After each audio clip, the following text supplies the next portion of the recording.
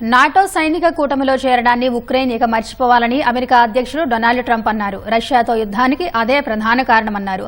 రేపు ఉక్రెయిన్ అధ్యక్షుడు జెలెన్స్కీ శ్వేత సౌధానికి రానున్న వేళ ఆయన ఈ వ్యాఖ్యలు చేయడం ప్రాధాన్యం సంతరించుకుంది. రష్యా ఉక్రెయిన్ యుద్ధాన్ని ముగించేందుకు పుతిన్తో త్వరలోనే సమావేశమవుతానని ఆశిస్తున్నట్టు ట్రంప్ పేర్కొన్నారు. దీర్ఘకాలంగా పెండింగ్లో ఉన్న ఖనిజాల ఒప్పందంపై జెలెన్స్కీ రేపు సంతకం చేస్తారని వెల్లడించారు. ఈ ఒప్పందం ఇరు దేశాల మధ్య బంధాన్ని మరింత బలోపేతం చేస్తుందని ట్రంప్ అభిప్రాయపడ్డారు.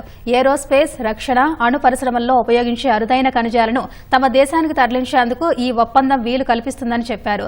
రష్యాతో పోరాటానికి తాము చేసిన సాయానికి ఉక్రెయిన్ కృతజ్ఞతాభావాన్ని చూపించేందుకు ఇదొక అవకాశమని అన్నారు.